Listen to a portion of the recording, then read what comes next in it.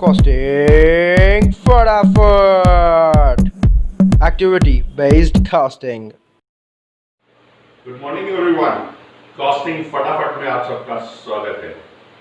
आज हम लोग एक नया चैप्टर स्टार्ट करने जा रहे हैं जो आपके एग्जाम्स में काफी इंपॉर्टेंट है। 8 मार्क्स का क्वेश्चन आता है, प्रैक्टिकल पार्ट होता है, स्कोरिंग होता है और एक नई टेक्निक है कॉस्टिंग के ऑब्जेक्टिव्स को फुलफिल करने में। बट इस चैप्टर को पढ़ने से पहले थोड़ा सा हम लोग इसकी बैकग्राउंड और उसके बेसिक्स में कॉस्टिंग के जाएंगे तो ये इजी हो पाएगा कि आखिर हम लोग क्यों पढ़ते हैं। क्योंकि जब तक हमको ये नहीं पता हो कि पिछले सिस्टम में क्या चल रहा था और क्या इसमें हुआ, क्यों इसकी जरूरत पड़ी, तब तक उतनी आसानी से कंसेप्चुअल क्लियरेंस नहीं हो पाता है। तो इसलिए हम लोग बैकग्राउंड में जाएंगे, तो that will take around 10 to 15 minutes. तो हम वापस आएंगे तब उसको बढ़िया से कर पाएंगे। तो हमारे चैप्टर का नाम तो हम लोग शुरू करते हैं कॉस्टिंग फटाफट में। मैं हेमेंद्र सोनी। आज हम लोग स्टार्ट करेंगे एक्टिविटी बेस्ड कॉस्टिंग। ये एक नई अप्रोच, नई पुराने के सेंस में नई अप्रोच है। नई अप्रोच कहने का कतई मतलब नहीं कि ये अभी आई है। ये ड्यूरिंग 88, 89 के आसपास इस अप्रोच का इस्तेमाल शुरू हुआ।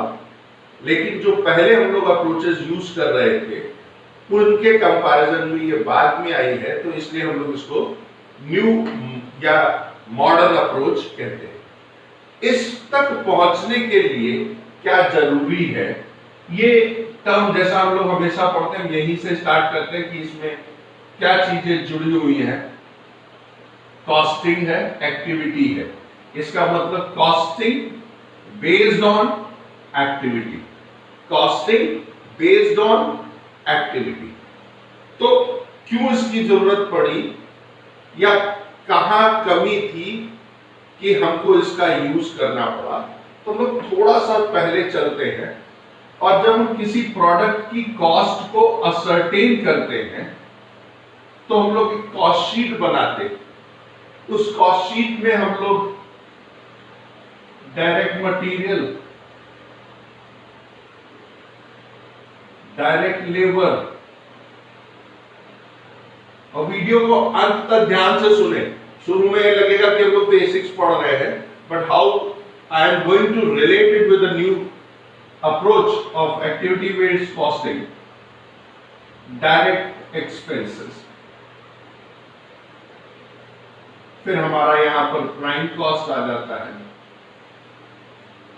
और जब ओवरहेड्स की बात चलती थी फैक्ट्री ओवरहेड्स में, और आप सब लोगों ने अपने इंटरमीडिएट में पढ़ा होगा ओवरहेड्स चैप्टर में, जब हम लोग ओवरहेड का अपोर्शनमेंट करते हैं तो प्रोडक्शन डिपार्टमेंट और सर्विस डिपार्टमेंट आते हैं। और आप सब लोग चूंकि फाइनल एग्जाम्स में है, आपको याद होगा, नहीं याद हो तो मेरे यूट्यूब चैनल में जाए, ओवरहेड्स में मेथड्स पड़े हुए हैं, उसको एक बार देखेंगे 20-25 मिनट के वीडियो को, तो आपको सब याद आ जाएगा। Then it will become more easier to get it. तब हम लोग क्या करते हैं, प्रोडक्शन डिपार्टमेंट P1, P2 और P3 है, और इन डिपार्टमेंट्स ने 4 आवर्स काम किया था, P2 ने 5 आवर काम किया है और इसने 3 आवर्स काम किया है। तो इनके रेट्स हमको चाहिए होते हैं। यहां पर हम प्रोडक्ट की कॉस्ट को निकाल रहे हैं तो अमाउंट को कंसीडर करते हैं। ये जो प्रोडक्ट बना रहे हैं, ये प्रोडक्ट 3 डिपार्टमेंट से होकर गुजरता है, P1, P2 और P3 से। P1 डिपार्टमेंट में ये प्रोडक्ट पर काम होता है 4 आवर्स के लिए, P2 डिपार्टमेंट में काम होता है 5 आवर्स के लिए, P3 में 3 आवर्स के लिए काम होता है। लेकिन हमको अमाउंट चाहिए तो हमको इसको रेट पर आर से डिवाइड कर मल्टीप्लाई करना होता है। तो क्वेश्चन अराइज होता था कि रेट हम लोग कहां से लाएंगे। उस रेट के लिए हम लोगों ने कुछ मेथड्स पढ़े थे अपोर्शनमेंट और रीअपोर्शनमेंट के, जिसमें हम लोगों ने पढ़ा था रिपीटेड डिस्ट्रीब्यूशन मेथड कैसे होता है, अलजेब्रिक इक्वेशन मेथड है, ट्रायल मेथड था। तो हम लोग वहां पर क्या करते थे, पहले अपोर्शनमेंट करते थे, फिर अपोर्शनमेंट करने के बाद रीअपोर्शन करते थे और सर्विस डिपार्टमेंट के खर्चों को जहां वो जिनको जिस तरह से सर्विसेज प्रोवाइड करते थे उन सर्विसेज के हिसाब से हम सर्विस डिपार्टमेंट के ओवरहेड्स को प्रोडक्शन डिपार्टमेंट्स में ले जाते हैं और फिर उस प्रोडक्शन डिपार्टमेंट का ओवरहेड रेट हम कैलकुलेट कर देते हैं, जिसको हम लोग आगे बोलते हैं ब्लैंकेट रेट क्या है या प्री डिटरमिन्ड ओवरहेड रेट क्या है। ये सब हम लोगों ने अपने इंटरमीडिएट के कोर्स में पढ़ रखा है और एक बार उसको अपने वीडियोस में देखेंगे तो आपको ये सारी चीजें याद आ जाएंगी। और मैं फिर हर बार अपने वीडियोस में बोलता हूं कि बेसिक्स अगर मजबूत रहेंगे तो कोई भी नई चीज आएगी तो आप आसानी से उसको रिलेट कर सकते हैं। मैं इसलिए आपसे रिक्वेस्ट करूंगा एक बार एक्टिविटी बेस्ड पढ़ने से पहले ओवरहेड चैप्टर को देख लें। That will take hardly half an hour और एन आवर, 1 घंटे जैसा समय लगेगा, रिवाइज हो जाएगा और फिर जब आप एक्टिविटी बेस्ड को इस वीडियो को देखेंगे तो आपको अच्छा लगेगा। एक होता है हमने पढ़ा हम सवाल कर लेते हैं, एक होता है नहीं हम सवाल पढ़ते हैं और विजुलाइज कर लेते हैं कि हमको सवाल में क्या यूज करना है और वो जब हम आगे जाते हैं जॉब में या प्रैक्टिस में तो एप्लीकेशन ऑफ माइंड काम करता है कि अच्छा यहाँ पर हम ये अप्लाई कर सकते हैं और वो लॉन्ग टर्म बेनिफिट है। तो मेरा बार बार कहना है कि उसी हिसाब से अपनी पढ़ाई को रखें। अब जब हम यहां तक आए तो हमने सोचा कॉस्टिंग के कुछ ऑब्जेक्टिव भी हमको ध्यान में रहने चाहिए। हम लोगों ने कॉस्ट अकाउंटिंग के ऑब्जेक्टिव्स में पढ़ रखा है। कॉस्ट असरटेनमेंट क्या होती है एक ऑब्जेक्टिव था, कॉस्ट कंट्रोल का दूसरा ऑब्जेक्टिव था और कॉस्ट रिडक्शन था, जिस पर हम लोगों ने अपने प्रीवियस वीडियोस में बहुत सारी बातें कर रखी हैं। तो इन ऑब्जेक्टिव्स पर ही काम होता है, इसी ऑब्जेक्टिव को फुलफिल करने के लिए ही काम होता है और नई नई टेक्निक्स यूज होती जाती है या इन्वेंट होती जाती है। तो उसी सीरीज में इसका मतलब हमारा ऑब्जेक्टिव क्या है, कॉस्ट को कंट्रोल करना या कॉस्ट को रिड्यूस करना। अब क्वेश्चन आता है कि यहां से जब हम इस ओवरहेड पर आए तो एक्टिविटी बेस्ड कॉस्टिंग कैसे इसमें हेल्पफुल होगी, कैसे इसमें एक्टिविटी बेस्ड कॉस्टिंग हेल्पफुल होगी। तो इन कॉस्टिंग के ऑब्जेक्टिव्स को ध्यान में रखते हुए हमेशा नई नई अप्रोचेस आती रहती हैं। तो मैं इसको हटाता हूं। आप ध्यान से सोचें कि जब ये सिस्टम, जब बिजनेस स्टार्ट हुआ होगा, अकाउंट्स में आप लोगों ने 12th में पढ़ा होगा, फर्स्ट ईयर में पढ़ा होगा, फिर बीकॉम में पढ़ा होगा, फाउंडेशन में पढ़ा होगा कि अगर हम सोचें तो बिजनेस स्टार्ट हुआ होगा तो छोटे से उससे स्टार्ट हुआ होगा। बाद में बिजनेस का कॉन्स्टिट्यूशन चेंज हुआ, बिजनेस का तरीका चेंज हुआ, टेक्नोलॉजी चेंज हुई।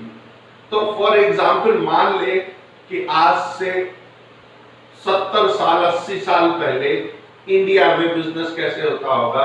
मैंने एक छोटा सा बिजनेस स्टार्ट किया और जब मैंने स्टार्ट किया तो इसका मतलब उस केस में मैं प्रोप्राइटर हो गया और मैं ही अपना मैनेजर, मैं ही बिजनेसमैन, मैं ही लेबर, मैं ही शाम को बंद करते समय सर्वेंट, सब कुछ मैं ही हूं। तो मैंने सोचा अपना बिजनेस लगाने में मेरी पास से क्या लगता है, मेरे पास से सिर्फ मटेरियल लगता है, लेबर कुछ लगती नहीं है क्योंकि मैं ही हूं और जो कुछ मेरा है वो मेरी मेहनत का। इसका मतलब मेरे पास से कॉस्ट के टर्म्स में केवल क्या आ रहा है, मटेरियल आ रहा है। ये कॉस्ट का एक तरीका हुआ कि ऐसा होता होगा। फिर मेरा बिजनेस थोड़ा चला होगा मेरी अप्रोच थोड़ी बड़ी होगी, मेरा विजन अच्छा हुआ होगा, तो मैंने सोचा कि मटेरियल और एक लेबर और रख लेता हूं, मैं ये काम कर लूंगा, वो तब तक वो काम कर लेगा, तो हमारे पास एक लेबर का भी खर्चा आ गया होगा, बाकी काम मैं खुद कर लेता था। अब मैं सुपरवाइजर हूं, मैं मैनेजर हूं, मैं ओनर हूं, लेकिन मैं अब लेबर नहीं हूं, तो हमने एक लेबर रख ली। तब मेरी कॉस्ट का कंपोनेंट क्या होगा? मटेरियल और लेबर होता होगा। इसी तरह थोड़ा और बढ़ा, बिजनेस को एक्सपैंड किया गया थोड़ा सा, तो मटेरियल आ गए होंगे, लेबर आ गए होंगे, और कुछ ओवरहेड्स लिख देते हैं, आ गए होंगे। अब हमारी कॉस्ट की अप्रोच में ये 3 कंपोनेंट्स आने लगे। फिर उसके बाद थोड़ा और दिमाग चला और अच्छी हुई, तो हमने सोचा ना ओवरहेड्स तो 2 तरह के होते हैं, तब नहीं पता था। तब हमने सोचा कि हम मटेरियल लेंगे, लेबर लेंगे और वेरिएबल ओवरहेड्स लेंगे। अब कॉस्ट का ये अप्रोच हो गया। अब ध्यान से देखें, ये एब्जॉर्प्शन कॉस्टिंग है और ये मार्जिनल कॉस्टिंग है, और ये हमारी सिंपल कॉस्टिंग है। इसका मतलब जैसे जैसे बिजनेस ग्रो होता गया, वैसे वैसे कॉस्ट के अलग अलग तरीके सोचने के, कॉस्ट के अलग अलग वर्जन्स आने लगे कि हम कॉस्ट में क्या क्या कैलकुलेट करें, क्या क्या कंपोनेंट्स हमको इंक्लूड करने चाहिए। और इसी सीरीज में जब एब्जॉर्प्शन कॉस्टिंग आया, फिर मार्जिनल कॉस्टिंग आया, उसी सीरीज में एबीसी कॉस्टिंग आए, एक्टिविटी बेस्ड कॉस्टिंग आई।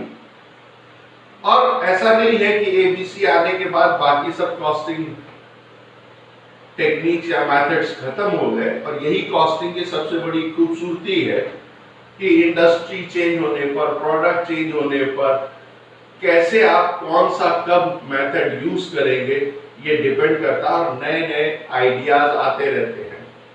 हम सब जानते हैं कॉम्पिटिटिव मार्केट है, और अगर कॉम्पिटिटिव मार्केट है तो compete करना है तो कॉम्पिटिटिव प्राइस होना चाहिए, और कॉम्पिटिटिव प्राइस के लिए कॉम्पिटिटिव कॉस्ट भी होनी चाहिए।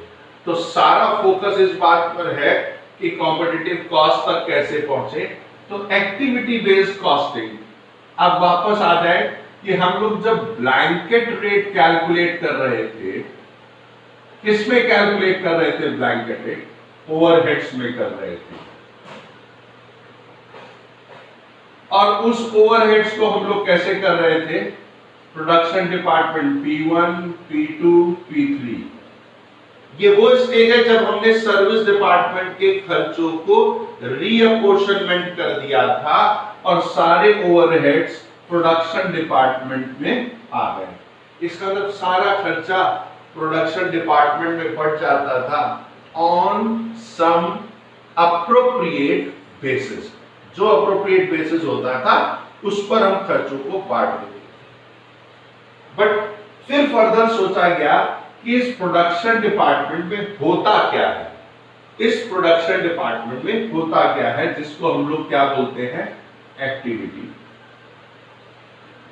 तो पता चला इस प्रोडक्शन डिपार्टमेंट में बहुत सारी एक्टिविटीज होती है। इसी तरह इस प्रोडक्शन डिपार्टमेंट में दूसरे तरह की एक्टिविटी होती है और कई सारी होती है। सिमिलरली इस प्रोडक्शन डिपार्टमेंट में भी कई एक्टिविटी होती है। दूसरा, कोई भी जो प्रोडक्ट बनता है, हर प्रोडक्ट पर होने वाली एक्टिविटीज कभी भी सेम नहीं होती है। आप सोचेंगे सर पता नहीं आप क्या बोल रहे हैं। फॉर एग्जाम्पल, अगर हम टेलीकॉम सेक्टर की बात करें तो टेलीकॉम सेक्टर, अब मोबाइल सबके लिए बहुत जरूरी है और आप सब लोग यूज करते होंगे, तो बिल भी देखते होंगे, प्लान्स भी चेक करते हैं हम। तो अगर हम उस प्लान्स की बात करें, टेलीकॉम सेक्टर में जाएं, तो टेलीकॉम सेक्टर में जो बिल आता है उसमें एक्टिविटी क्या है? डेटा यूसेज का बिल अलग आता है, कॉल यूसेज का अलग आता है, हमने कोई कॉलर ट्यून कर लगा ली तो उस कॉलर ट्यून का पैसा अलग आता है। इसका मतलब ऐसा नहीं है कि जो भी यूजर्स है वो तीनों ही सर्विसेज यूज करें। एक यूजर सिर्फ डेटा यूज करता है, दूसरा यूजर डेटा और कॉल करता है, तीसरा वाला डेटा कॉल और कॉलर ट्यून भी करता है, चौथा वाला कॉल यूसेज और कॉलर ट्यून करता है। Different different consumer different different basis और अलग अलग कस्टमर करता है। इसका मतलब ये सारी एक्टिविटीज है। तो सोचा गया कैसे ओवरहेड्स को, क्योंकि इनके लिए रेट कुछ और होना चाहिए। जो दो सर्विसेज यूज करेगा उसके लिए पैसा ज्यादा चार्ज होना चाहिए, जो तीनों यूज करेगा उसके लिए पैसा ज्यादा होगा। इसका मतलब जितनी भी मल्टी प्रोडक्ट्स कंपनीज हैं, मैं ये नहीं कह रहा हूं मैं मल्टीपल प्रोडक्ट्स कंपनीज की तरफ जा रहा हूं। मल्टी प्रोडक्ट्स में बात करें क्योंकि वोकल फॉर लोकल होना है तो we are taking example of Patanjali. Multi product company है, सब कुछ बनाते हैं, तो इनके कई सारे प्रोडक्ट्स आते हैं। तो जब कई सारे प्रोडक्ट्स आते हैं तो हर प्रोडक्ट पर होने वाली एक्टिविटी अलग अलग होती है। अगर एक्टिविटी अलग होती है तो ये सोचा गया क्यों ना हम ओवरहेड्स को एक्टिविटी के हिसाब से अपोर्शन करें। पहले हम किस पे अपोर्शनमेंट कर रहे थे? प्रोडक्शन डिपार्टमेंट में, लेबर आर पर, मशीन आर पर। अब सोचा गया और अंदर चलते, जैसे आप लोगों ने सीरियल देखा होगा, जो डिटेक्टिव सीरियल्स आते हैं, जितना आप अंदर जाएंगे उतना आपको इंफॉर्मेशन मिलेगी, जितनी इंफॉर्मेशन मिलेगी उसका आप बेस्ट यूज कर सकते हैं। तो पहले हम प्रोडक्शन डिपार्टमेंट पे कर रहे थे, अब हमने सोचा प्रोडक्शन डिपार्टमेंट में हो रही जो एक्टिविटीज है उन पर चलते हैं। क्योंकि हर प्रोडक्ट पर एक्टिविटी अलग अलग यूज होती है, तो हमने सोचा कि अब हम एक्टिविटी बेस पर ओवरहेड्स को अपोर्शन करेंगे और इसी आइडिया के साथ एक्टिविटी बेस्ड कॉस्टिंग यूज होने के लिए आई होप कि आपको यहां तक बात समझ में आ रही होगी कि क्यों हम लोग एक्टिविटी बेस्ड कॉस्टिंग पर आए। और जब हर प्रोडक्ट पर होने वाली एक्टिविटी अलग अलग है तो हर प्रोडक्ट पर ओवरहेड के अपोर्शनमेंट से आने वाला अमाउंट भी अलग अलग होगा। जैसे मैंने कहा टेलीकॉम सेक्टर में एग्जांपल लिया, जैसे हम बात करें एक और एग्जांपल लेते हैं सो दैट आपको और इजी हो जाए। रेलवे फेयर की बात करें, एक इसका बेस प्राइस होता है, ठीक। अब एक स्लीपर क्लास होता है, एक थर्ड एसी होता है, एक सेकेंड एसी होता है, एक फर्स्ट एसी होता है।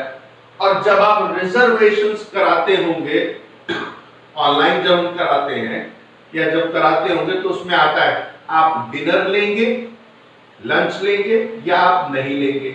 आपने टिक किया लेंगे, तब वो पूछता है वेज लेंगे या नॉन वेज लेंगे। आपने नॉन वेज टिक किया, फिर उसके बाद आपका, इसका मतलब हमारी एक्टिविटी क्या है, पहले हम सेलेक्ट करेंगे कि हम स्लीपर में जाएंगे तो वो ऑप्शन ही नहीं पूछेगा, लंच लेंगे डिनर लेंगे। जब हम थर्ड एसी में जाएंगे तो सिर्फ पूछेगा डिनर लेंगे, फिर हम सेकेंड एसी में जाएंगे तो पूछेगा डिनर लंच लेंगे, सुबह की चाय लेंगे और चाय में कौन सी चाय लेंगे, नॉन वेज लेंगे वेज लेंगे खाने में। इसका मतलब अलग अलग एक्टिविटीज हैं, इसलिए उनकी कॉस्ट भी अलग अलग होनी चाहिए, तभी उनका फेयर तय करने में, डिसाइड करने में, फिक्स करने में हमको आसानी होगी। और इसीलिए हम लोग एक्टिविटी बेस्ड की तरफ बढ़े। तो हम लोग जब आगे चलते, इसी तरह बहुत सारी कंपनीज है, पतंजलि हो गई, हम बाटा का एग्जाम्पल ले, हमने रेलवे का एग्जाम्पल लिया, हमने टेलीकॉम का एग्जाम्पल लिया। पर्पस इज व्हाट, एग्जाम्पल से समझना है कि इनमें एक्टिविटीज हो रही है और हर एक्टिविटी का बेसिस पर हम अपनी कॉस्ट को, ओवरहेड्स को बांटेंगे, ठीक। अब ये एक्टिविटी बेस्ड कॉस्टिंग पर जब हम आगे बढ़ते हैं, अब हम यहां से चैप्टर को स्टार्ट करते हैं कि हमको क्या करना है। तो चैप्टर स्टार्ट करने से पहले ये वार्म अप एक्सरसाइज थी। अब हम समझ गए कि हमको क्या सोचना है। अब हमारे दिमाग में थोड़ा सा क्लियर होगा कि चैप्टर में एक्टिविटी बेस्ड कॉस्टिंग में प्रोडक्ट की कॉस्ट में जाते समय ओवरहेड्स को एक्टिविटी के बेसिस पर बांटना है। तो थोड़ा हमारा दिमाग क्लियर है। अब हम इसको दिमाग में रख लें और इसी हिसाब से चैप्टर को सुनेंगे। अब जब हम इसमें आगे बढ़ेंगे एक्टिविटी बेस्ड कॉस्टिंग में,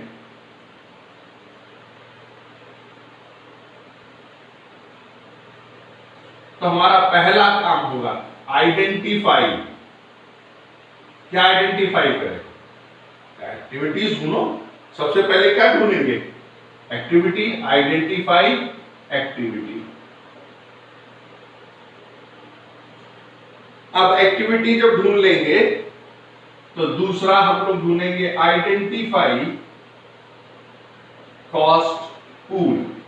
मैं लिख लेता हूं, फिर आपको एक एक पॉइंट्स को समझाऊंगा। तीसरा आइडेंटिफाई कॉस्ट ड्राइवर। ये बहुत फ्रीक्वेंटली यूज होने वाले टर्म्स हैं जो आपको क्वेश्चंस में मिलेंगे और उसको कैसे करना है। और चौथा कैलकुलेट रेट्स पर कॉस्ट ड्राइवर। इसका मतलब पहला काम क्या करना है? हमको एक्टिविटीज को आइडेंटिफाई करना है। कॉस्ट पूल का मतलब सारी कॉस्ट जोड़कर जहां आ जाए, दैट इज कॉस्ट पूल। इसका मतलब इस कॉस्ट पूल को कॉस्ट ड्राइवर के हिसाब से एक्टिविटी में बांटना है। तो कॉस्ट पूल क्या है? जहां पर कॉस्ट सारी आ रही है, कौन कौन सी कॉस्ट आ रही है। कॉस्ट ड्राइवर का मतलब इनको कौन ड्राइव कर रहा है, कौन पुश कर रहा है, कौन इसका इन्फ्लुएंशियल फैक्टर है, किसकी वजह से ये मूव होती है। जैसे आप बोलेंगे सर थोड़ा कम समझ में आई बात। जैसे आपने इकोनॉमिक ऑर्डर क्वांटिटी पढ़ी होगी इंटरमीडिएट में, और इकोनॉमिक ऑर्डर क्वांटिटी में हम लोगों ने ऑर्डरिंग कॉस्ट पढ़ी होगी। और ऑर्डरिंग कॉस्ट को हम लोगों ने जब पढ़ा था तो ऑर्डरिंग कॉस्ट का फॉर्मूला था, जो आपने याद किया होगा, जरूरत नहीं थी, number of orders into ordering cost per order. Ordering cost क्या थी? नंबर ऑफ ऑर्डर्स और ऑर्डरिंग कॉस्ट पर ऑर्डर। इसका मतलब ऑर्डरिंग कॉस्ट को कौन सबसे ज्यादा इफेक्ट करेगा? Number of order. जैसे जैसे नंबर ऑफ ऑर्डर बढ़ते जाएंगे वैसे वैसे मेरी ऑर्डरिंग कॉस्ट बढ़ती जाएगी। इसका मतलब ऑर्डरिंग कॉस्ट का कॉस्ट ड्राइवर क्या है? Number of orders. इसका मतलब जो चीज उसको पुश करेगी, जो उसको इफेक्ट करेगी, जो उसको डायरेक्टली हिट करेगी, वो हमारे क्या है? Cost drivers. ठीक, इसी तरह हम और भी बहुत सारे एग्जांपल्स हैं। सेटअप कॉस्ट पढ़ते हैं। परचेज कॉस्ट होती किस पर चलती है? जितना आप उसकी यूनिट्स को परचेज करेंगे वो उसके लिए क्या होगा? कॉस्ट ड्राइवर होगा। तो हमारा सबसे पहला काम क्या होगा क्वेश्चन में? आइडेंटिफाई करना। या हम क्वेश्चन भी की बात ना करें, अभी हम क्या करेंगे? एक्टिविटी को आइडेंटिफाई करना, फिर कॉस्ट पूल, जो कॉस्ट हमारे पास इकट्ठा हुई जिसको हमको अपोर्शन करना है, फिर उस कॉस्ट पूल के लिए कॉस्ट ड्राइवर क्या है, ये किससे इफेक्टेड है, ये कौन इसको ड्राइव करता है, और फिर कैलकुलेट करना है रेट पर कॉस्ट ड्राइवर। इसका मतलब एक्टिविटी बेस्ड कॉस्टिंग में इन चार चीजों को हमें ध्यान में रखना है।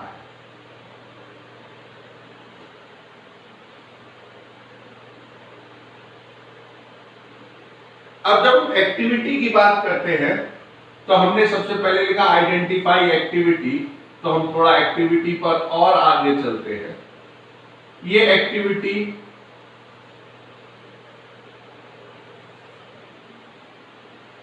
चार तरह से कर दे हम लोग।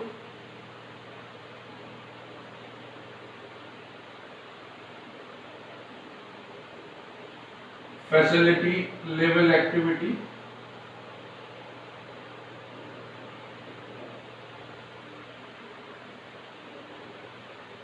Product level activity,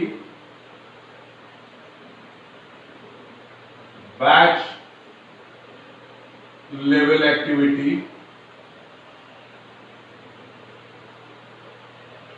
and the last one is unit level activity. और ये मैंने इस हिसाब से लिखा है जैसे जैसे इंप्रूवमेंट हो रहा है, इसका मतलब ये सबसे पुराना है और धीरे धीरे ये सबसे नया है, ये सबसे एडवांस है ना।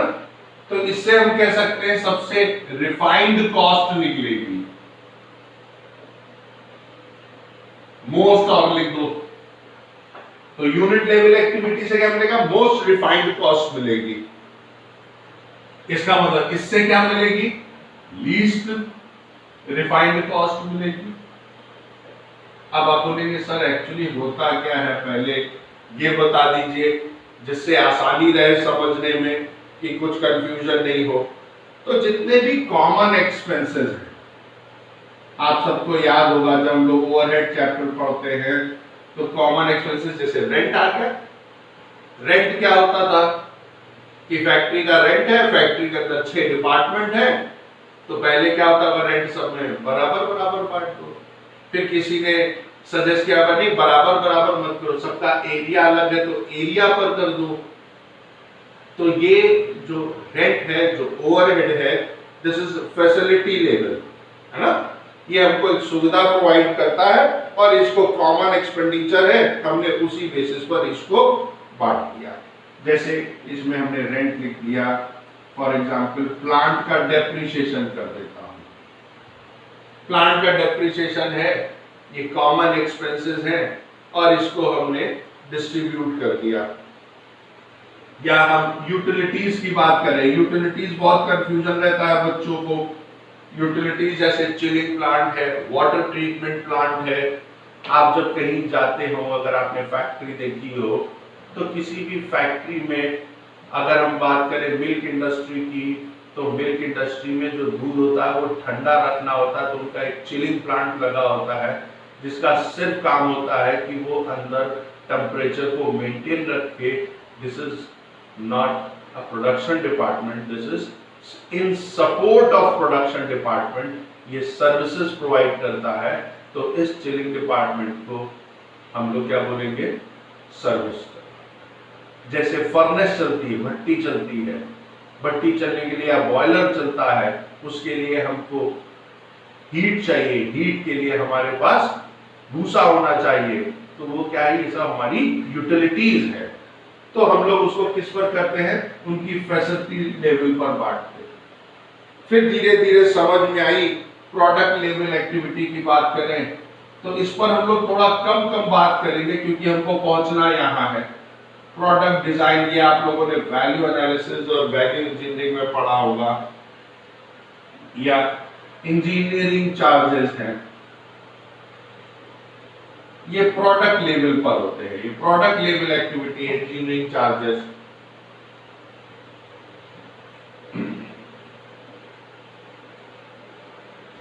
बैच लेवल की बात करें तो इक्विपमेंट सेटअप्स,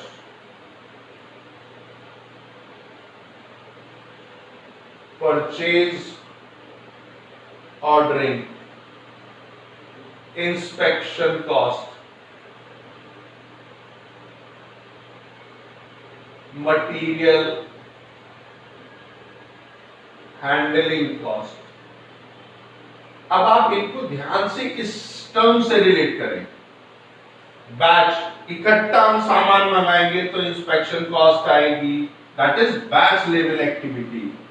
परचेज ऑर्डरिंग करेंगे तो बैच के एक साथ हम करेंगे, तो ये सब हमारे क्या है, बैच से रिलेटेड है। प्रोडक्ट डिजाइन हो, इंजीनियरिंग चार्जेस हो, ये प्रोडक्ट बेसिस पर है और ये हमारे कॉमन एक्सपेंसेस हैं। लेकिन अब हम चलते हैं सबसे मोस्ट रिफाइंड कॉस्ट की तरफ, है ना। अब हम इसको और ब्रेक करेंगे, जैसे हम मशीन रिलेटेड खर्चे बोलते हैं। अगर मशीन रिलेटेड चलेंगे तो हम इसमें डिपार्टमेंट वाइज चलेंगे। ड्रिलिंग एक्सपेंसेस, कटिंग एक्सपेंसेस,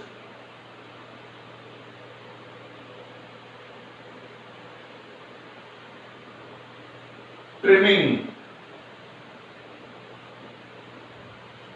ये क्या है? एक्टिविटी बेस्ड है ना। या इसमें हम करते हैं मशीन, ये प्रेसिंग, ये मशीन रिलेटेड है। इसी तरह लेबर रिलेटेड करते हैं,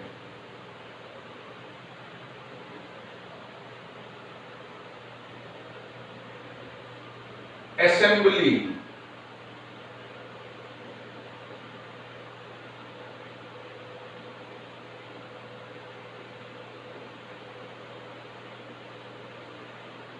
स्विंग एटसेट्रा। इसका मतलब आप देखेंगे कि यहां से धीरे धीरे हम रिफाइंड होते गए। पहले कॉमन था, फिर प्रोडक्ट बेसिस पर आए, फिर हम बैच बेसिस पर आए, फिर हम यूनिट लेवल, एक यूनिट पर होने वाली जितनी भी एक्टिविटी है उस पर आए। ये जो कटिंग ड्रिलिंग डिपार्टमेंट है, अब आप फैक्ट्री विजिट करें, नहीं तो आप देखिएगा कि जब हम कोई प्रोडक्ट बनाते हैं जिसमें स्टील यूज होती है तो उसको क्या करते हैं, उसका एक कटिंग डिपार्टमेंट होता है जहां जाके शीट को काट देते हैं, फिर वो शीट आगे बढ़कर जाती है। वेल्डिंग डिपार्टमेंट होता है तो हम फिर उसको वेल्ड कर देते हैं, फिर आगे जाती है, फिर ड्रिलिंग डिपार्टमेंट होता है। इसका मतलब these are activities which are performed on particular product. इसीलिए ये यूनिट लेवल एक्टिविटी है, ये हमको मोस्ट रिफाइंड कॉस्ट, आज तक की सबसे most refined cost, because cost को हम एक्टिविटी लेवल पर बांटते हैं। इसका मतलब हमने पढ़ा अब तक कि सबसे पहला काम क्या करना होता है कि हमको एक्टिविटी आइडेंटिफाई करनी है, कॉस्ट पूल देखना है, कॉस्ट ड्राइवर्स देखने हैं। कॉस्ट ड्राइवर के बाद हमको रेट पर कॉस्ट ड्राइवर कैलकुलेट करना है। फिर इसके बाद हमने पढ़ा कि हम इस एक्टिविटी को, ये क्वेश्चन कभी कभी 4 नंबर 3 नंबर में शॉर्ट नोट्स में भी आता है, एक्टिविटी को हमने 4 तरह से बांट दिया और उन 4 तरह में पहले हमने इधर से पढ़ा था, अब हम इधर से देखते हैं। Most refined is unit level activity, उससे कम रिफाइंड इज बैच लेवल, फिर प्रोडक्ट लेवल और फिर फैसिलिटी लेवल, जिसके एग्जांपल्स हम लोगों ने यहां पर पढ़े। मूविंग फॉरवर्ड, आई होप यहां तक बात समझ में आई होगी। अगर किसी को कोई बात नहीं समझ में आती तो मेरे कमेंट बॉक्स में उसमें लिखें, आपकी क्वेरीज को रिजॉल्व किया जाएगा। और एक एक चीज ध्यान से उसको देखते जाएं, रिलेट करें, विजुलाइज करें। अब पहले हम लोग क्या करते थे कि जो भी ओवरहेड्स होते थे वो डिपार्टमेंट वाइज थे और ले जाकर उनको किस पर कर देते थे? प्रोडक्ट पर एब्सॉर्ब कर देते थे। किस पर कर देते थे? प्रोडक्ट्स पर। अब इनके बीच में एक और आ गया, वो बोला रुको हम भी है, एक्टिविटी। अब ओवरहेड कहां जाएंगे? एक्टिविटी पर, फिर एक्टिविटी से निकलकर किस पर आएंगे? प्रोडक्ट पर। इसका मतलब हम पहले प्रोडक्ट्स को, एक्टिविटी क्या क्या होती है, फिर उनके हिसाब से हम ओवरहेड्स को बांटेंगे। तो हमारा काम क्या होगा कि कितने ओवरहेड्स हैं और हर प्रोडक्ट पर कौन कौन सी एक्टिविटी होती है, फिर इन ओवरहेड्स को इन एक्टिविटी के हिसाब से ले जाएंगे और फिर उसके बाद इस प्रोडक्ट की कॉस्ट को कैलकुलेट करेंगे। तो हम लोग लिख सकते हैं ऐसा, overhead cost is distributed, overhead cost is distributed to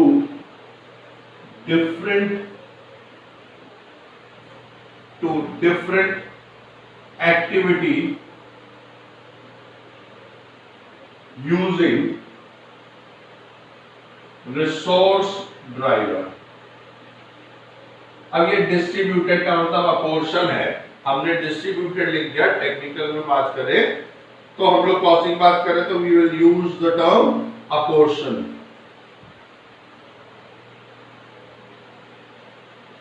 अब अगर हम एक्टिविटी बेस्ड कॉस्टिंग की बात करें तो इसी डेफिनेशन को कैसे लिखा जाएगा? Activity cost is distributed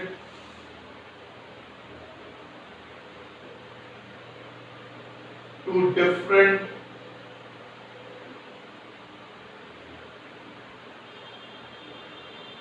products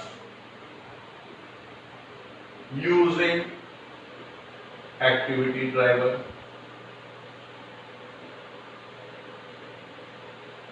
इस अलग दोनों में क्या फर्क हुआ? यहां पर हम रिसोर्स ड्राइवर पर बांटते थे, अब हम किसमें बांटेंगे? एक्टिविटी ड्राइवर में। पहले भी हम ओवरहेड को बांटते थे, अभी भी हम ओवरहेड्स को ही बांटेंगे, लेकिन पहले रिसोर्स उस पे करते थे, अब हम एक्टिविटी बेस पर करेंगे। तो यहां तक कि आज के लेक्चर में हम लोगों ने पढ़ा कि किस तरह से हम लोग एक्टिविटी बेस्ड कॉस्टिंग पर आगे बढ़ेंगे। इसी चैप्टर में हम लोग ये भी पढ़ेंगे कि एबीसी कॉस्टिंग में वेरिएंस एनालिसिस करते। बहुत कम जगह आपको ये मिलेगा कि variance analysis under ABC costing, और जो बहुत ही एक्सपेक्टेड क्वेश्चन होता है कि एक्टिविटी बेस्ड कॉस्टिंग में वेरिएंस एनालिसिस का भी हम लोग पार्ट करेंगे। ये हम लोग नेक्स्ट वीडियो में देखेंगे। इसका मतलब एक्टिविटी बेस्ड कॉस्टिंग के थ्योरेटिकल पार्ट को मैंने 2 वीडियो में ब्रेक किया है, 2 क्लासेस में। यहां तक हमने एक्टिविटी बेस्ड कॉस्टिंग पढ़ी, जिसमें हम लोगों ने देखा कि कैसे हम शुरुआत करेंगे और क्यों हमको एक्टिविटी बेस्ड कॉस्टिंग की जरूरत पड़ी और ये कैसे हमारे लिए फ्रूटफुल है। तो हम लोगों ने पढ़ा, हम पहले आइडेंटिफाई करेंगे एक्टिविटी को, फिर हम कॉस्ट पूल को करेंगे, कॉस्ट ड्राइवर्स को करेंगे और फिर रेट पर ड्राइवर कैलकुलेट करेंगे। इसका मतलब फाइनली क्वेश्चन में हमको क्या कैलकुलेट करना होगा? प्रोडक्ट की कॉस्ट। प्रोडक्ट की कॉस्ट को कैलकुलेट करने से पहले हमको क्या करना होगा? ओवरहेड्स को एक्टिविटी पर बांटना होगा। उसके लिए हमको क्या चाहिए होगा? रेट पर ड्राइवर चाहिए होंगे। रेट पर ड्राइवर से पहले क्या चाहिए होगा? हमको कॉस्ट ड्राइवर चाहिए होंगे। कॉस्ट ड्राइवर किसके लिए काम आते हैं? उसके लिए हमें कॉस्ट पूल चाहिए होगा। कॉस्ट पूल से ऊपर हमको क्या चाहिए होगा? एक्टिविटी। तो activity, cost pool, cost driver, फिर रेट, और फिर उनका इस्तेमाल प्रोडक्ट की कॉस्ट में। ठीक, तो क्वेश्चन में क्या आएगा? स्ट्रेट अवे दे सकते हैं कि रेट पर ड्राइवर निकालें, या थोड़ा अच्छा क्वेश्चन होगा तो हम लोग करेंगे कि कॉस्ट ऑफ अ प्रोडक्ट निकालें और ये एक्टिविटीज दे रखी हैं। जैसा कि हम लोग इस सीरीज में कर रहे हैं कि हम एक पर्टिकुलर टॉपिक उठाते हैं और दूसरा वीडियो उस पर एक प्रैक्टिकल क्वेश्चन करते हैं, सो दैट आपको क्वेश्चन क्लियर हो। और मैं हमेशा ही डिफिकल्ट और डिफरेंट क्वेश्चन उठाता हूं, जिससे कि उसमें जितने कंसेप्ट पढ़े केवल उतने ही इस्तेमाल हो। अपने नेक्स्ट वीडियो में हम लोग लेकर आएंगे variance analysis on ABC costing. तो इस वीडियो में अगर आपको मेरी बात समझ में आई हो, अच्छा लगा हो, तो लाइक करें, सब्सक्राइब करें और शेयर करें, दूसरों को जरूर बताएं। और इस वीडियो को ध्यान से सुनेंगे तो आई एम 100% श्योर कि आपको कंसेप्ट्स क्लियर होंगे और उनका इस्तेमाल भी हम लोग प्रैक्टिकल में करेंगे। जैसा कि हमेशा बताया, जब हम लोग प्रैक्टिकल वीडियो लेकर आएंगे तो आप इस वीडियो को तब तक ध्यान से पढ़ लेंगे, अपने कमेंट बॉक्स में लिखें। कोई भी और नया चैप्टर या पर्टिकुलर टॉपिक भी अगर आपको लगता है कि हमको उसमें प्रॉब्लम है तो जरूर शेयर करें, मैं उस पर एक नया वीडियो लेकर आऊंगा। Till then goodbye. मैं प्रॉमिस किया था कि मैं लेकर आऊंगा आपके लिए variance analysis under ABC costing. क्या लेकर आया हूं मैं आपके लिए? Variance analysis under ABC costing. हम लोगों ने वेरिएंस एनालिसिस पढ़ी होगी इंटरमीडिएट में भी, और वेरिएंस एनालिसिस का पर्पस था कि परफॉर्मेंस को चेक करना, और हर आदमी ये जरूर जानना चाहता है कि उसकी क्या परफॉर्मेंस है। और स्टैंडर्ड कॉस्टिंग का वीडियो भी आपके मेरे YouTube चैनल पर मिलेगा, और वहां पर जाकर हम लोग स्टैंडर्ड कॉस्टिंग के बेसिक कंसेप्ट पढ़ सकते हैं। यहां पर हम लोग वेरिएंस एनालिसिस केवल और केवल पढ़ने जा रहे हैं अंडर एबीसी कॉस्टिंग।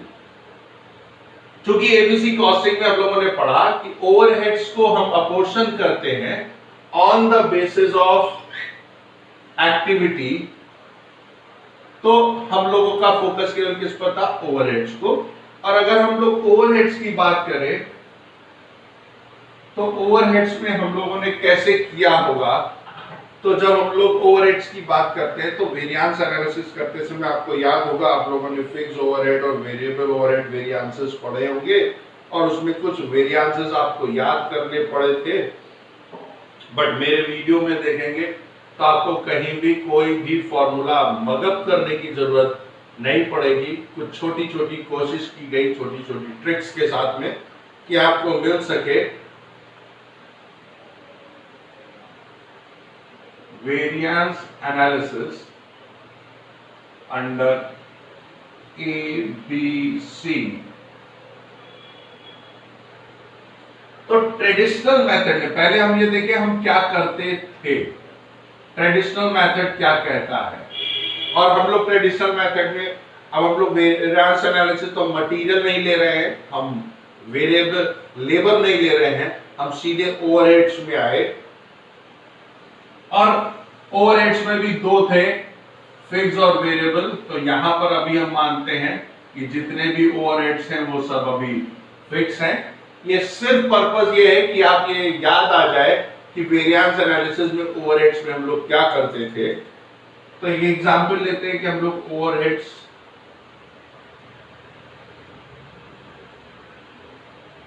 बजटेड और एक्चुअल। अब ये जो ओवरहेड्स है इसको हम यहां लिख देते हैं। अभी हम अमाउंट की बात कर रहे हैं, रुपीस में है। मान लेते हैं ओवरहेड्स हैं और ओवरहेड्स हमने क्या माने हैं? फिक्स हैं। तो उसका बजट कितना था? 10,000 का। और एक्चुअली ओवरहेड जो खर्च हुए वो कितने हुए? 1,000 के। जो यूनिट्स बननी है वो यूनिट्स हमने मान ली कि बजटेड थी 1,000 यूनिट और एक्चुअली प्रोड्यूस करी हमने केवल 900 unit.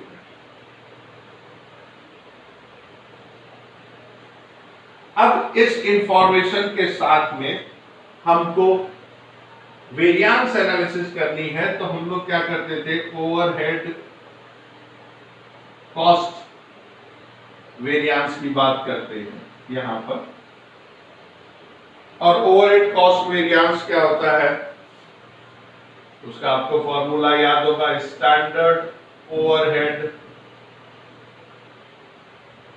For actual output minus actual overhead.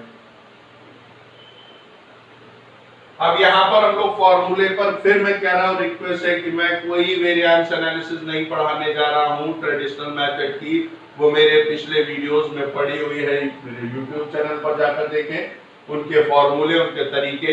मैं यहाँ केवल कोशिश कर रहा हूं कि ट्रेडिशनल से कैसे हम variance analysis under ABC costing को तक पहुंचेंगे। और इस स्टैंडर्ड ओवरहेड को निकालते समय हम कैसे करते हैं? स्टैंडर्ड ओवरहेड कितना है? 10,000 है। कितनी यूनिट्स के लिए है? 1000 यूनिट्स के लिए है। तो एक्चुअल आउटपुट कितना है? 900। ये क्या है? स्टैंडर्ड ओवरहेड कितना है? 10,000 है। कितने यूनिट्स के लिए है? 1,000 के लिए। क्यों है? क्योंकि हम एक्चुअल आउटपुट की बात कर रहे हैं और आउटपुट हमेशा यूनिट्स में होता है। तो 10,000 1,000 के लिए, तो 900 के लिए क्या होगा? तो हम कैलकुलेट करेंगे तो ये 9,000 आ जाएगा। माइनस एक्चुअल ओवरहेड कितने हैं? 11,000 के हैं। तो हमारा वेरिएंस पता चल गया कितना है? 2000। और 2000 में भी एडवर्स। और एडवर्स क्या है, फेवरेबल क्या है, ये सारी चीजें हम लोगों ने पढ़ी। अब इसी के साथ जैसे हमने ओवरहेड कॉस्ट वेरिएंस निकाला, हम लोग क्या निकाल सकते हैं? Overhead expenditure variance. वो क्या होता है? Budgeted overhead minus actual overhead. तो बजटेड ओवरहेड कितने हैं? 10,000 के। एक्चुअल ओवरहेड कितने हैं? 11,000 के। तो वेरिएंस कितना आ गया? 1,000 एडवर्स। कुछ इस तरह से हम लोग ओवरहेड वेरिएंस पढ़ते थे अंडर ट्रेडिशनल मेथड। अब इसी ओवरहेड वेरिएंस को अंडर एबीसी कॉस्टिंग मेथड हम कैसे पढ़ेंगे। इसका मतलब अभी भी हम कंपैरिजन ही करेंगे, किसमें करेंगे, ये इंपॉर्टेंट चीज है। तो इसको मैं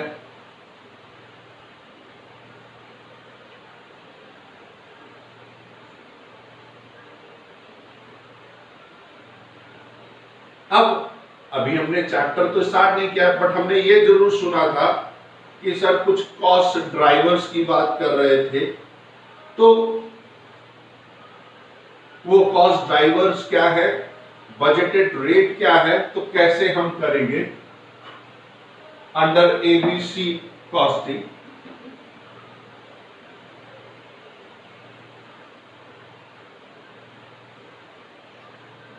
और हमने मान लिया एबीसी कॉस्टिंग कहती है कि जितने भी ओवरहेड्स हैं वो सब वेरिएबल, एज्यूम कर लिया कि ओवरहेड्स आर वेरिएबल। और फॉर एग्जांपल हमने ले लिया सेटअप कॉस्ट और एक और ले लेते हैं मशीनिंग कॉस्ट ले लेते हैं।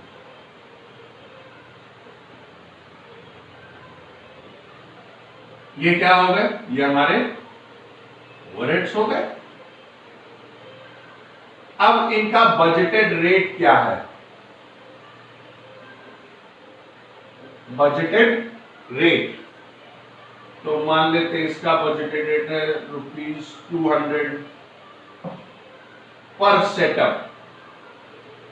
ये जो सेटअप है ये एक्टिविटी है, तो setup cost is based on number of setups, this is activity. इसका रेट क्या है, इसका मतलब ये जो बजटेड रेट है, बजटेड रेट पर एक्टिविटी दे रखा है हमको। क्या दे रखा है, बजटेड रेट पर एक्टिविटी। अब यहां पर मशीनिंग कॉस्ट है, मशीन किस पर चलती है, मशीन आर रेट पर है, बेसिस पर होती है। तो हमने यहां रेट लिखा, मान लिया हमने यहां 200 लिया है, तो यहां हम ले लेते हैं ₹40 पर MHR। ठीक, ये बजटेड हो गया। एक्चुअल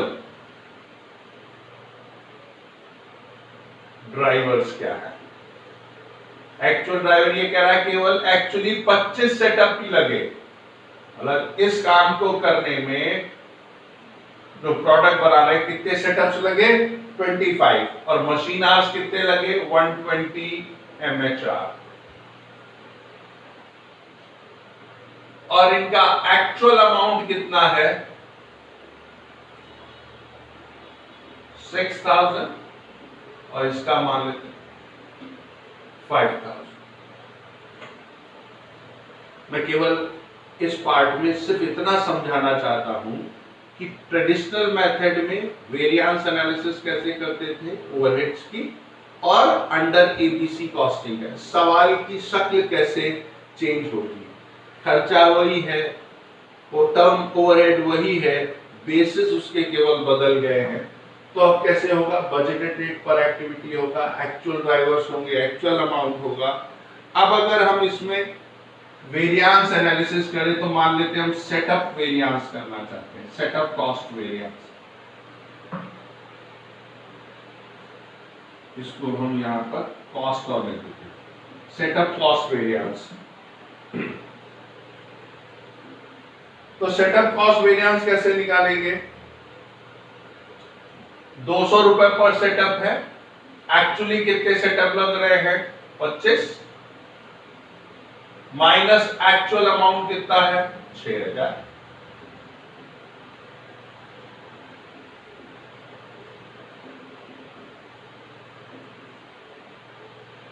इसका मतलब ये हमने देखा कि ये क्या हो जाएगा, standard cost for actual setup, standard cost for actual setup minus actual amount. तो स्टैंडर्ड कितना है, बजटेड कितना है 200 रुपए पर सेटअप। इस प्रोडक्ट पे कितने सेटअप लगे 25, तो स्टैंडर्ड कॉस्ट कितनी हो गई 200 × 25 माइनस एक्चुअल 6000, तो 1000 एडवर्स। तो हमने देखा कि कैसे हम एक्टिविटी बेस्ड कॉस्टिंग से लेकर variance analysis under ABC costing पढ़ेंगे। तो यहाँ पर आकर ऑलमोस्ट हम लोगों ने सारी चीजें कवर करी। अब इसके कैसे कैसे फॉर्मूले होंगे अंडर वेरिएंस कॉस्टिंग, इसको भी हम लोग आगे पढ़ेंगे। आई होप कि आपको ये बात पूरी समझ में आई होगी। यहाँ पर आकर पूरा ये थ्योरेटिकल पार्ट ऑलमोस्ट कंप्लीट हो गया है। बाकी बचा हुआ पार्ट हम लोग प्रैक्टिकल के साथ करेंगे। नेक्स्ट वीडियो में हम लोग एबीसी कॉस्टिंग के 2 सवाल बड़े से और अच्छे से लेकर आएंगे। अगर आप लगा लेंगे तो उससे आपको बहुत सारी हेल्प मिलेगी। फिर आप किसी भी बुक, किसी भी मॉड्यूल से क्वेश्चंस करें। और मैंने हमेशा जब भी क्वेश्चंस करे तो कभी एक सीरीज में नहीं क्वेश्चंस करे हैं। क्वेश्चंस हमेशा रैंडमली सेलेक्ट करो बुक से और फिर अपने आप को चेक करो कि क्या आप क्वेश्चन को कर पा रहे हो या नहीं कर पा रहे हो। और किसी भी क्वेश्चन को करने से पहले क्वेश्चन को ध्यान से पढ़ें, 2 बार पढ़ें, फिर अपने मन में एल्गोरिथम तय करें कि कैसे क्वेश्चन को आगे बढ़ाना है। इतना अगर आप सीख जाएंगे तो कोई भी क्वेश्चन ऐसा नहीं होगा जिसको आप सॉल्व नहीं कर पाएंगे। और अगर आप सिर्फ क्वेश्चन लगाकर आंसर्स कैलकुलेट कर लेते हैं तो यकीन जानिए आप 50 क्वेश्चन लगाएंगे, बट ये जरूरी नहीं है कि आप 55th क्वेश्चन भी सही से लगा सकते हो। तो मेरी बार बार रिक्वेस्ट है, स्मार्ट स्टडी करिए, बढ़िया से कंसेप्ट्स क्लियर करिए, सो दैट आप कभी भी कोई भी क्वेश्चन अटेम्प्ट करें तो आपको ये समझ में आए कि क्वेश्चन को हमें कैसे करना है। Till then goodbye. आपको अच्छा लगा हो तो लाइक करें, सब्सक्राइब करें और शेयर करें। Thank you so much.